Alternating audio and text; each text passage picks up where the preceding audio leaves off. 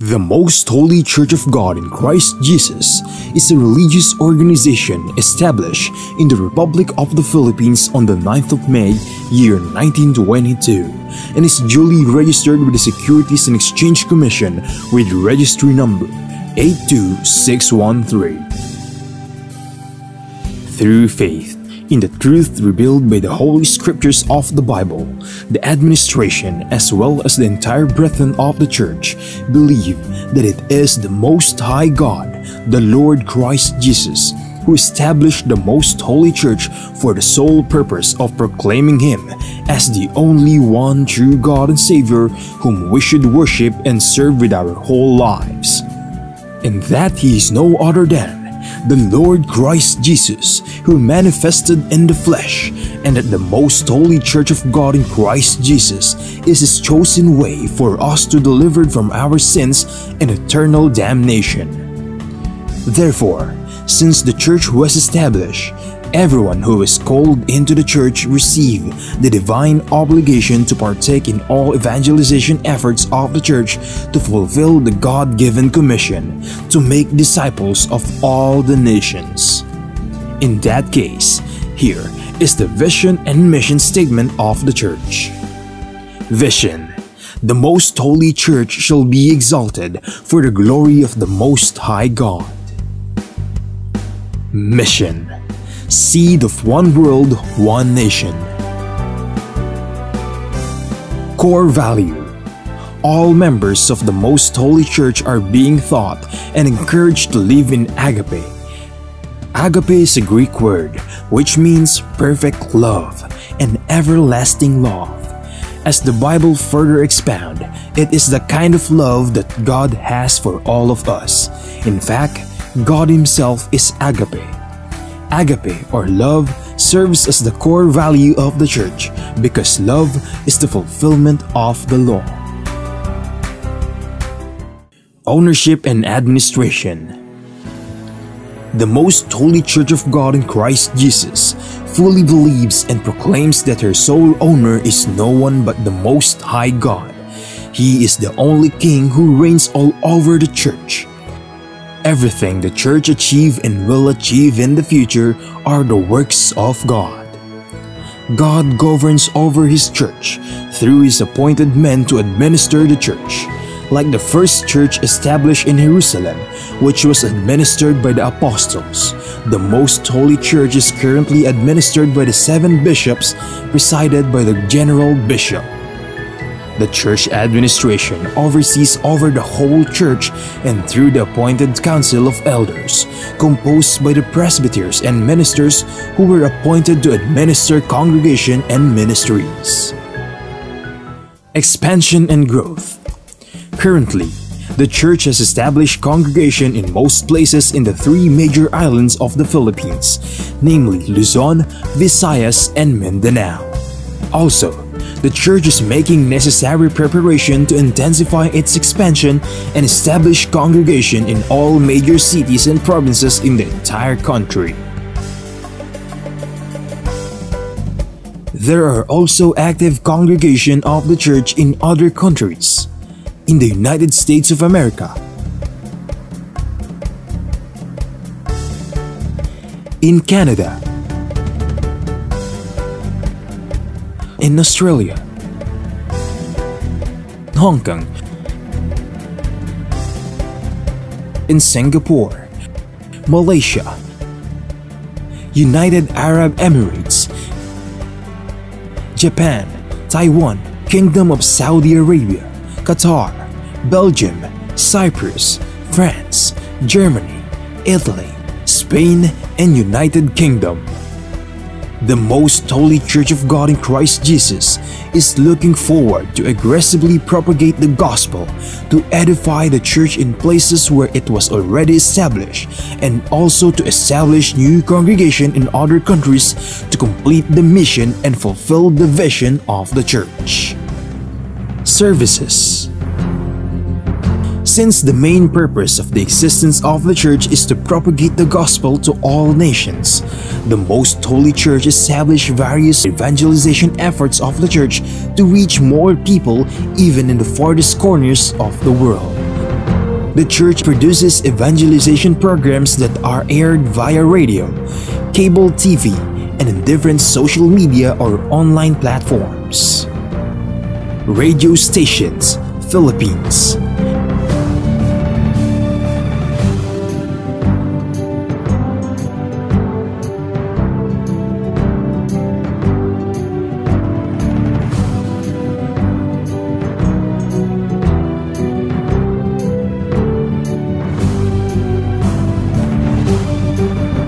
Cable TV channels.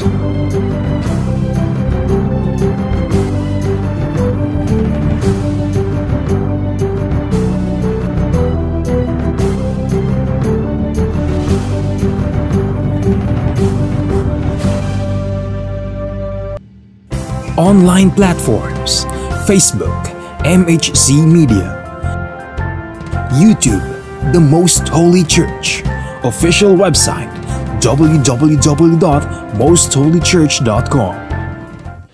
Charity. Aside from actively upholding evangelization efforts, the Most Holy Church is also active in charity works.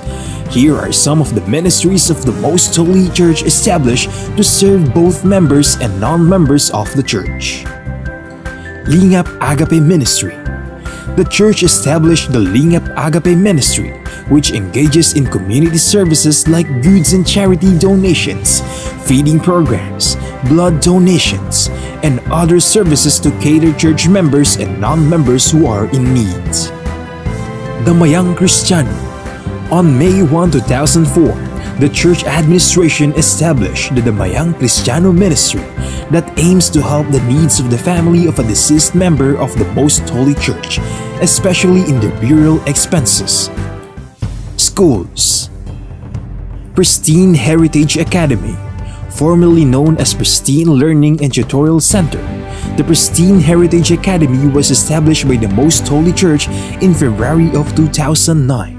The school is open to all church members and non-members alike for the fulfillment of a part of the Most Holy Church community service. Mahanaim Evangelical Academy. The church administration aimed to give standardized education and training to church members who aspire to become missionary workers and ministers of the church. Thus, in 2018, the church administration established the Mahanaim Evangelical Academy that provides classroom lectures and on-the-job training so that aspirants to partake in the Lord's mission may be molded to become a proud messenger of God. The Mahanaim Evangelical Academy mainly holds its training in Gabay Center, the training facility of the Most Holy Church located at Barangay Sumalo, Municipality of Hermosa, Province of Bataan, Philippines. The Centennial Celebration of the Most Holy Church. The Most Holy Church of God in Christ Jesus recently celebrated its 100th anniversary on the evening of the first day of May 2022 at the Gabay Center, the newly built facility of the church situated at Barangay Sumalo, Municipality of Hermosa, in the province of Bataan, Philippines. On the morning of the same day, the church held the inauguration and dedication of the Gabay Center. The Gabay Center is a training facility of the church, built through the favor of God and the collective efforts of the entire brethren from around the globe. From the proud members of the church, we are inviting you to join us and be a member of the Most Holy Church of God in Christ Jesus, so that we may share the ever-abounding favor of God towards His beloved children. Please take time to listen to the preaching of all the topics composing the lessons of spiritual salvation, so that we may share to you the teachings and doctrines of the Most Holy Church, which are purely based on the Bible that will lead us to our soul's salvation.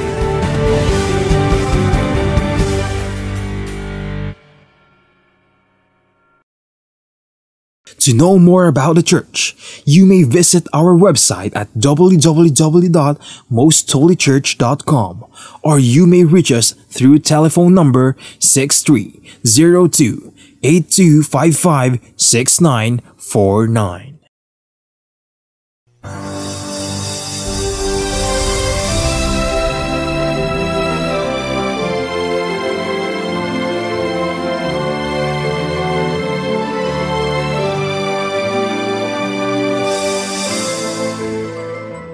Kapayapaan po mga giliw naming mga taga-subaybay. Maraming salamat sa ating Panginoon at patuloy niyang ipinararara sa atin ang kanyang kabutihan at kagandahang loob sa pamamagitan po ng pagtataglay natin ng ating buhay at kalakasan. At gaya po ng aming dalangin, nawa ay magamit natin ang buhay at kalakasang ito sa patuloy po na pakikinig at pag-alam pa ng banal na kalooban ng Diyos na pawang nasusulat sa banal na kasulatan. At ito po ay inihahatid sa inyo ng programang ito na ang Kabanal-Banalan.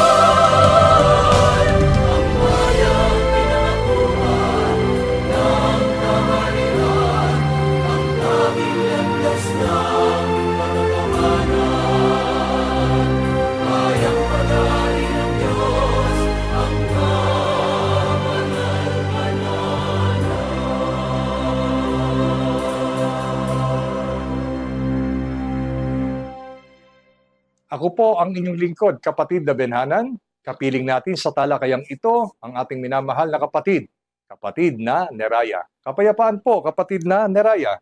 Kapayapaan din pong sumainyo, kapatid na Benhanan, at kapayapaan po sa aming mga mahal na taga-subaybay ng programang ito na ang Kabanal-Banalan. Sa pagkakataong ito ay ituturo at ipaaunawa sa atin ang mga bagay na tungkol sa atin pong pakikipaglaban sa mundong ito. May kanya-kanya tayong pinagdaraanan sa buhay na ito na masasabi natin yon ay isang uri ng pakikipaglaban natin. Sa ibang salita, ang pakikipaglaban ay pakikipagdigma o pakikibaka. May mga iba't ibang uri ng pakikipaglaban o pakikipagbaka ang kinalalahukan ng tao sa mundong ito. Pero ang paksa ay tatalakay po sa isang bagay. Alin itong pakikipagbakang ito o pakikipaglabang ito? Ang paksa ay nagsasabing ang mabuting pakikipaglaban. Kailan ang isang pakikipaglaban ay nauuri sa paningin ng Diyos na isang mabuting pakikipaglaban? At ano naman ang isang pakikipaglaban na sa paningin ng Panginoon ay walang kabuluhan para sa Kanya? Ito po ang mga bagay na atin pong tatalakayin sa mga oras na ito. Sa pagpapasimula, kapatid na Neraya, ano po ba ang karaniwang pakikipaglaban ng mga tao na sinasalihan o kinalalahukan niya sa mundong ito? Ang sagot po na mula sa Biblia ay mababasa po natin sa unang Korinto, Kapitulo 9, versikulo 25. Sasalin po ng Biblia ang bagong ang Biblia. At ang bawat tao na nakikipaglaban sa mga palaruan ay mapagpigil sa lahat ng mga bagay. Ginagawa nga nila ito upang magsipagtamo ng isang putong na may pagkasira, ngunit tayo'y yaong walang pagkasira. Maliwanag po ang talata na binasa ng ating kapatid na Benhanan. Ayon kay Apostol Pablo, batay sa kanyang observation, ay may mga tao na sumasali sa pakikipaglaban o pakikipagbaka. Pero ang isa sa karaniwang labanan na sinasalihan ng tao, nakikipaglaban sa mga palaruan. Masalita po ng pakikipaglaban sa palaro ang sinasalihan. Ito po yung labanan sa larangan ng pampalakasan o tinatawag na sports. Halimbawa, na nakikipaglaban sa larangan ng sports na basketball o kaya volleyball o kaya track and field. So marami pong uri ng sports na sinasalihan, lalo na ang mga kabataan, at doon sila'y nakikipaglaban. May kanya-kanya pa silang kakampi o tinatawag na team na sinasalihan. At ang layunin kung bakit sila nakikipaglaban sa mga palaruan, gaya ng ating narinig, ginagawa nila ito upang sila'y magsipagtamo o makamit ang isang putong na may pagkasira. Sa ibang salita ng putong, yung award o reward na ibinibigay, yung gantimpala at parangal tulad ng medalya kapag ikaw ay nanalo sa palaruan na yung sinalihan o kaya naman ay tumatanggap ng gantimpala, merong allotted na halaga na premyo na ibinibigay sa mga koponan na nagsipanalo. Pero sabi ni Apostol Pablo, ang labanang ito na sinasalihan ng tao sa mga palaruan, kung uuriin natin, ang tinatamong putong at gantimpala ay may pagkasira. Totoo naman po. Kahit na maging champion ng isang team sa isang labanan, yung medalya na nakukuha nila doon o kaya tropeyo ay paglipas ng panahon, yun ay tubog sa ginto.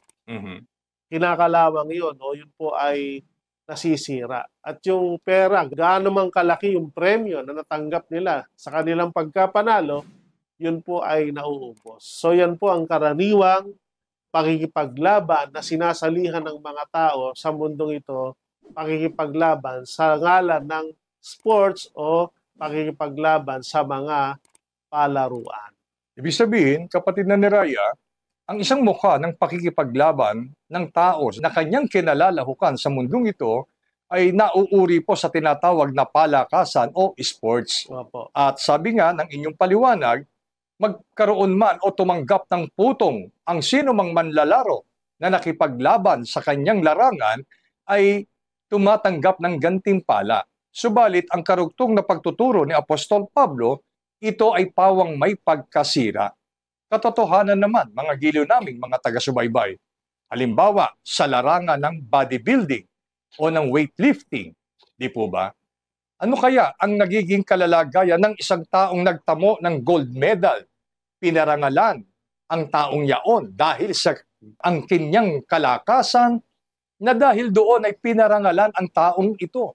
Subalit, ano kaya ang sitwasyon niya after 20 years simula nang tanggapin niya ang putong na yon? Hindi ba nawawala rin yung karangalan na tinanggap niya sapagkat yun ay kumukupas, hindi po nananatili.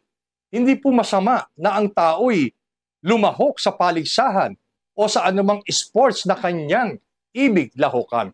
Ang sinasabi lamang dito ay mayroon pong limitasyon. Yung karangalan na ipinaparangal sa tao na naging kampyon sa larangan ng paligsahan na kanyang nilahukan. Magkagayon pa man, kapatid na Neraya, bukod sa paligsahan o sports na kinalalahukan ng isang tao para siya ay makipaglaban, ano pa po ang isang uri ng pakikipaglaban na ang sangkot naman dito ay ang buong mamamayan ng bawat bansa sa lupa? Ang sagot po ay mababasa natin sa Jeremias, Kapitulo 21, versikulo 4. Salin po ng Biblia ang bagong ang Biblia. Ganito ang inyong sasabihin kay Sedekias. Ganito ang sabi ng Panginoon, ng Diyos ng Israel. Ibabalik ko ang mga sandatang pandigma na nasa inyong mga kamay, na inyong ginagamit sa pakikipaglaban sa hari ng Babylonia at laban sa mga Kaldeo, na kumukubkub sa inyo sa labas ng mga pader. Aking titipunin ang mga iyon sa girna ng lungsod na ito. Sa talatang binasa ay maunawa natin, bukod po sa palaruan o sa larangan ng sports, nakikipaglaban ang mga tao, ito naman pong uri ng pakikipaglabang sinasalihan na ang sangkot ay ang mga mamamayan ng bansang makalupa, lalo na yung mga pangunahing lumalaban dito, yung kabilang sa mga army o tinatawag na mga sundalo.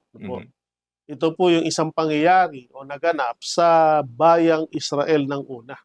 Sila ay nakikipaglaban sa ngalan ng digmaan, laban sa hari ng Babylonia at laban sa mga Kaldeo.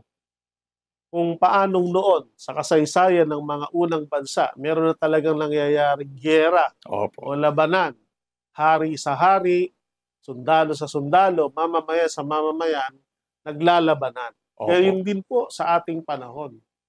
Meron pa nga, hindi lang bansa laban sa bansa. Merong unang naganap na tinatawag na First World War. Kasali halos ang karamihang bansa sa mundo. Nagkaroon din ng Second World War.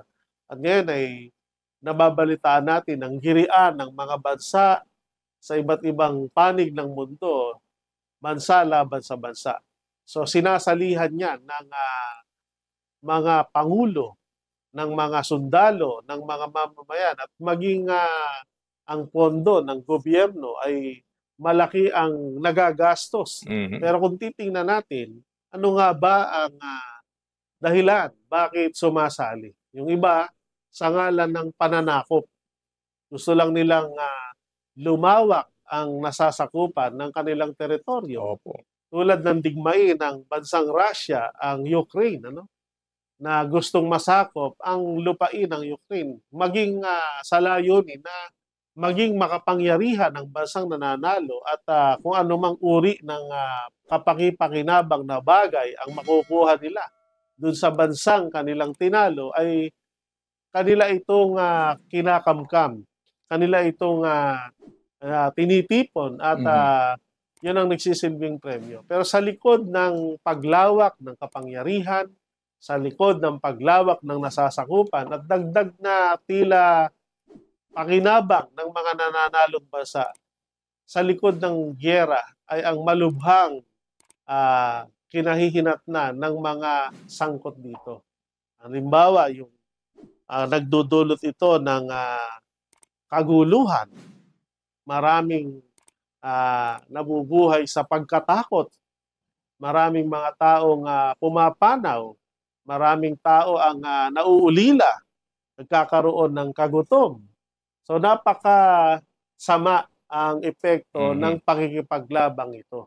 Bagamat meron tila kaunting pakinabang ang nanalo, pero hindi maiwasan, nanalo man o natalo, parehong merong damage ang ibinibigay o idinudulot ng pakikipaglabang ito na kinalalahukan ng bansa, laban sa bansa, ng kaharian, laban sa kaharian. Yun po, mga giliw naming mga taga-subaybay. Ang pakikipaglaban sa ngalan ng digmaan sa bansa, laban sa kanyang kapwa bansa, ay wala pong naidudulot na mabuti o kabutihan sa mamamayan ng mga bansang nakikipagdigma o nakikipaglaban. Ang tangi lamang na makikita natin dito at ang katotohanan ay ang epekto o ang masamang epekto sa mga mamamayan sapagkat ito ay nagiging ugat ng kagutuman, ng kaguluhan at kawalan ng kapayapaan. Gayon din ang kabalisahan. Maraming tao ang namamatayan ng kanyang mahal sa buhay na ang tanging dahilan ay naging mamamayan sila ng bansang dinigma o nakipagdigma. Kaya wala pong mabuting idudulot kung ang isang bansa ay makikipagdigma laban sa kanyang bansa at walang mabuting maidadahilan ang tao para gawin niya ang pakikipagdigma para laban sa kanyang kapwa bansa. Subalit, sa puntong ito, kapatid na Neraya, meron po bang itinuturo ang Biblia ng isang mabuting pakikipaglaban o pakikipagbaka ng isang tao samantalang siya ay naririto sa lupa na doon dapat ay sumangkot ang tao? Mayroon po at yan ay tinalakay ng Apostol Pablo. Isinulat po niya yan sa kanyang kamanggagawa sa gawain ng Panginoon na si Timoteo. Kaya sa unang Timoteo, Kapitulo 6, versikulo 12, sasalin po ng Bibliang ang bagong ang Biblia. Makipaglaban ka sa mabuting pakikipaglaban ng pananampalataya. Panghawakan mo ang buhay na walang hanggan, na dito'y tinawag ka, at ipinahayag mo ang mabuting pagpapahayag sa harapan ng maraming mga saksi. Gaya po ng ating narinig na sa talatang ito'y maunawa natin, ang Apostol Pablo ang sumulat nito at nagsasalita. At ang ina-advise niya o pinapatungkulan niya ay ang kanyang kamanggagawang si Timoteo. Itinuturo niya kay Timoteo na makipaglaban ng mabuting pakikipaglaban sa ngalan ng pananampalataya. Kaya meron po talagang itinuturo ang Biblia na pakikipaglaban, na ang uri mabuting pakikipaglaban. At hinihikayat ng Apostol Pablo ang mga unang Kristiyano, lalong-lalo na ang kanyang mga kamanggagawa sa gawain ng Panginoon, na dito'y sumangkot o sumali tayong lahat. Kaya nga, kung mapapansin natin ang salita, makipaglaban ka. Hindi lang niya pinapayuhan, inuutusan niya talaga na makipaglaban, pero kung ikay makikipaglaban, tiyakin mo, ang labanang sasalihan mo ay mabuting pakikipaglaban. At kung alin itong mabuting pakikipaglaban na dito'y dapat ay sumali tayo, pakikipaglaban sa ngalan ng pananampalataya. At ito'y napakahalaga sapagkat ito'y paraan upang mapanghawakan natin ang buhay na walang hanggan. Kasi ang layunin ng pananampalataya ay para sa kaligtasan ng ating kaluluwa. Kaya karapat dapat itong ipakipaglaban. At hindi may malaking kinalaman. Sa isang panahon, pag naipanalo mo ang iyong tunay na pananampalataya sa Diyos, ang iyong tunay na pananampalataya sa mga aral ng Diyos, yan ay gagarantya sa iyo para makapanghawakan ka sa buhay na walang hanggan. Kaya yung pakikipaglaban sa ngalan ng digmaan ay laban ng pumapatay. Pero ang pakikipaglaban sa ngalan ng pananampalataya, magdudulot ito ng buhay. At ang uri ng buhay ay ang buhay na walang hanggan. Kaya dito tayo dapat sumali o dito tayo dapat lumaho. Yun po mga giliw naming mga taga-subaybay. Oo, bilang personal na pakikipaglaban, marami tayong ipinakikipaglaban sa atin pong kapwa. Halimbawa, ipinakikipaglaban natin ang ating karapatan, di po ba? Ipinakikipaglaban natin ang ating mga mahal sa buhay, laban sa kapwa-tao natin. At yun po ay matuwid lamang. Subalit, ang pakinabang noon ay gaya ng pakinabang na binanggit kung ang tao ay makikipaglaban sa larangan ng palakasan, ang pakinabang nito ay limitado. Mga kapatid, hanggang sa buhay lang na ito natin pakikinabangan. Mga giliw naming taga-subaybay, hindi namin minamasama kung ikaw ay dumaraan sa pakikipaglaban ng iyong karapatan, ipinakikipaglaban mo ang iyong mga mahal sa buhay, at ipinakikipaglaban mo ang iyong kinabukasan sa mundong ito. Subalit, kung ang ating pong pananaw ay itutuon natin sa hinaharap, ano ba ang gusto mong maging pakinabang? Ibig mo bagang makinabang ng buhay na walang hanggan? Ngayon ay sinasabihan tayo ng mga pagtuturong ito kung sumaatin ang pananampalatayang itinuturo ng banal na kasulatan at ito ay ating ipakipaglaban, ang putong natatanggapin natin o ang premyo, gantimpala na nakalaan sa magtatagumpay na nakipaglaban ng kanilang pananampalataya, ito'y walang iba kundi ang buhay na walang hanggan. Sino ang aayaw sa pakikipaglabang ito kung ang gantimpala ay buhay na walang hanggan? Mga giliw naming mga taga-subaybay. Magkagayon pa man, kapatid na Neraya, sino ang isa sa mabuting halimbawa na itinuturo ng banal na kasulatan na ipinakipaglaban ng mabuting pakikipaglaban ang kanyang pananampalataya sa Diyos at sa mga aral na kanyang napakinggan? Ito po ay ang Apostol Pablo. Batay sa kanyang testimonyo sa ikalawang Timoteo 4:7 hanggang 8, sa salin po ng Biblia ang bagong ang Biblia. Nakipaglaban ako ng mabuting pakikipaglaban. Natapos ko na ang aking takbuhin.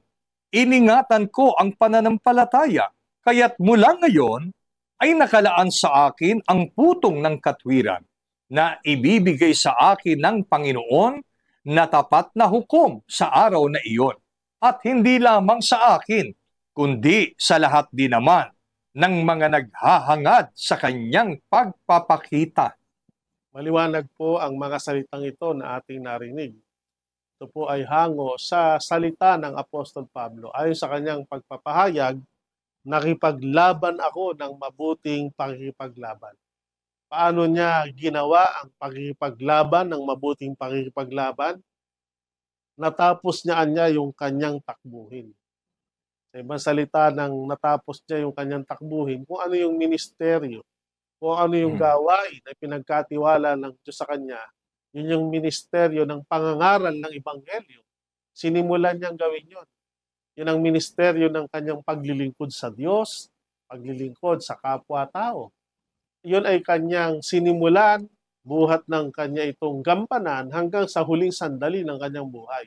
At kasama sa pakikipaglaban na kanyang hindi pinabayaang mawala, iningatan niya yung pananampalataya sa Diyos at pananampalataya sa mga aral ng Diyos. Kaya talagang isa pang talagang pakikipaglaban sa ngalan ng pananampalataya na hindi siya pumayag na mawala ang pananampalatayang ito sapagkat alam niya nga na ito ang paraan para magtamo ng buhay na walang hanggan. Kaya ang kanyang pag-asa, buhay pa siya. Sinabi niya, buhat ngayon, natataan sa akin ang putong ng katwiran. Iba itong putong ng katwiran kumpara sa putong na nasisira na ibinibigay ng mga sumasali sa larangan ng pakikipaglaban dahil sa mga palaruan. Ito anya'y ibibigay ng Panginoon bilang tapat na hukom sa araw ng kanyang muling pagparito. Ang Diyos po mismo ang magbibigay ng award at reward na ito. At hindi lamang ito anya sa akin, kundi sa lahat din naman ng kagaya niya ay makikipaglaban din sa kapakanan ng kaligtasan ng kaluluwa sa paraang iniingatan ang kanilang pananampalataya. Yun po, mga giliw naming mga taga-subaybay, ang pananampalataya ni Apostol Pablo ay kanyang ipinakipaglaban. Ibig sabihin, kaya niya ipinakipaglaban sapagkat mayroong nagtatangkang alisin ito sa kanya. Yung iba't ibang sitwasyon sa ating buhay, yun po ay mga pagtatangka sa ating pananampalataya. Kung mayroon tayong pananampalatayang taglay ngayon, tatangkain ng kaaway na yan po ay alisin o agawin sa atin. At mawalang tuluyan.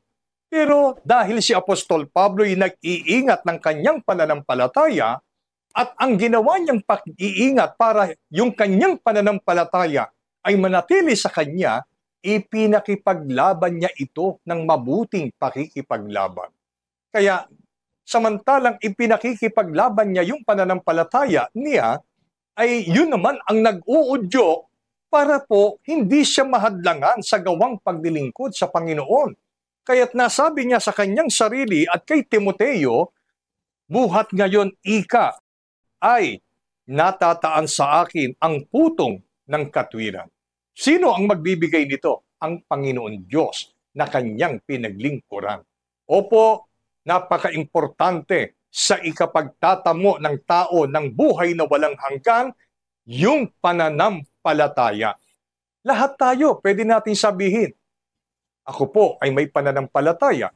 Ang tanong, dapat nating tularan ang pananampalataya ni Apostol Pablo at ng mga unang nagsipaglingkod sa Panginoon. Dito tayo inaakay. Kaya saan ba nagmula ang iyong pananampalataya? Sapagkat kapatid na Neraya, hindi lingid sa atin pong kaalaman, may mga tao na kung kaya nagkaroon ng pananampalataya ay bunga ng salit-saling sabi ng kanilang magulang.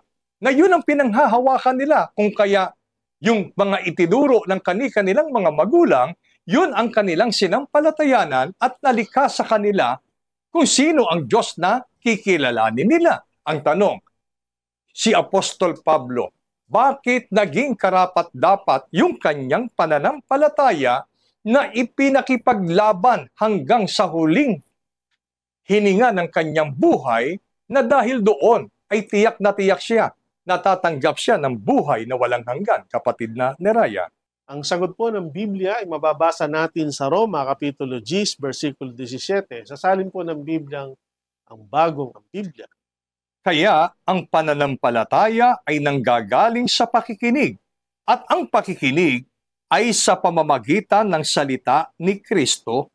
Kailangan po nating makipaglaban ng mabuting pakikipaglaban ng pananampalataya katulad ni Apostol Pablo. Pero tiyakin natin ang ating pinakikipaglabang pananampalataya ay katulad ng pananampalataya ni Apostol Pablo. Opo. At kung paano tayo magkakaroon yan, tinalakay din ng Apostol Pablo. Kailangan ng tao maglaan ng panahon sa pakikinig, sapagkat ang pananampalataya ay nanggagaling sa pakikinig. Ano yung pakikinggan mo? Pakikinig ng mga salita ni Kristo. Sa mga salita, yung mga salita ni Kristo, ito yung mga aral ng ating Panginoong Kristo Jesus. Kasi nagiging depende ang iyong pananampalataya batay sa aral na iyong pinapakinggan. Opo. Napaka-delikado rin ang pakikinig. Halimbawa, nakikinig ka, pero ang aral na narinig mo ay lisyang aral at pinaniwalaan mo, lisya din o maling pananampalataya ang tutubo sa iyo. Opo. Kaya kung tayo makikinig, piliin natin at tiyakin natin na mga salita ni Kristo ang naririnig nating ipinangangaral ng kasangkapang nangangaral at nagtuturo. At yun ang kailangan nating paniwalaan. Kaya nga kung itataas natin yung pagbasa, paano silang magsisipangaral kung hindi sila sinugo? So kailangan po natin ng mga mangaral na mga sinugo at binigyan ng Diyos ng karapatang mangaral na ang tinuturo, ang sugo ng Diyos niya, nagsasalita ng mga salita ng Diyos. At hindi niya ibinibigay espiritu sa pamamagitan ng sukat o pamantayan ng tao. Kasi yung pamantayan ng tao para tiyakin kung talagang tunay na ministro o pastor. Minsan yung educational background nung nagsasalita, yun ang tinitingnan. Yan anya ay graduate sa ganitong theological school, anya ay graduate sa ganitong pamantasan, kaya matatalino anyang tao yan, kaya dapat pakinggan at paniwalaan. Hindi po yun ang pamantayan ng Diyos. Kaya nakapag-aral man o hindi, basta siya ay hinirang ng Panginoon, binigyan ng karapatan bilang sugo na mangaral, sila ang ating pakinggan. Ang isang paraan para mapatunayan nating may karapatang mangaral dahil sa sinugo, katulad ng mga apostol. Ang mga apostol po, nagkaroon lang sila ng karapatang mangaral at sila'y naging sinugo nang sila ilagay na ng Diyos sa tunay na iglesia. Kaya naunang itayo yung tunay na iglesia tsaka inilagay po yung mga apostol at mula doon, nung sila nasa tunay na iglesia na, saka sila sinugo, nagkaroon ng karapatang mangaral. Kaya pag pinakinggan natin ang kanilang arturo, matitiyak natin ang ating pananampalatay kasang-ayon sa kalooban ng Diyos. Hindi ba't ganun din si Apostol Pablo? Nang unay, nangangaral, nagtuturo din siya, batay sa reliyong kinagisnan niya. Pero nalaman niya sa isang panahon sa paghahayag ng Panginoon, na yung palang tinitindigan niyang pananampalataya ng una, hango lang pala yun sa kinagisnan niya nung siya'y kabataan pa mula sa kanyang mga magulang. Pero nung siya'y tawagin ng Panginoon, alam naman natin yung pangyayari, at siya'y ilagay ng Diyos sa iglesia at bigyan ng karapatan bilang apostol, tinanggap niya ang karapatan para mangaral. Kaya dito maunawa natin na napakalaki ng role na ginagampanan ng tunay na iglesia, yung iglesyang pag-aari ng Panginoon. Parang isang tao na nag-iibig lumagay sa gawaing pangaral, ay magkaroon siya ng karapatang mangaral at matiyak na kasang-ayon sa banal na kalooban ng Diyos yung kanyang mga ituturo.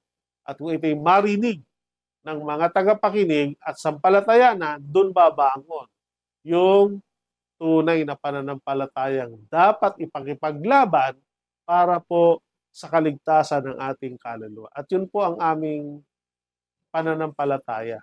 Sino nga ba kami para magkaroon ng lakas ng loob para aralan at turuan kayo? Ang aming pinangahawakan, katulad ng pangyayari sa mga unang kasangkapan ng Diyos, tinanggap namin ang karapatan sa gawaing pangaral dahil sa pagtawag ng Diyos na kami ilagay sa iglesyang pag-aari ng Panginoon. At makakaasa po kayo na ang inyong mga aral na maririnig ay batay sa mga banal na kasulatan ayon mismo sa aral na nais ng Diyos na dalhin sa inyo. Na kung ito inyong pakinggan, paniwalaan, magdudulot ito sa inyo ng pananampalataya. At kung nasa inyo na ang pananampalatayang ito, huwag niyong bayaang mawala. Agawin ng kaaway, gaya na sinabi ng ating kapatid na Benanan, sa halip ito ay ating tanggapin Ito'y ating ipakipaglaban para sa kaligtasan ng ating mga kaluluwa. Yun po, mga giliw naming mga taga-subaybay, isang bagay po ang amin pong itinuturo sa inyo. Pwedeng itanong natin, ano yung pananampalataya ni Pablo at ng mga kasama niyang mga apostol na kanilang ipinakipaglaban sa ngalan ng pangako ng Diyos?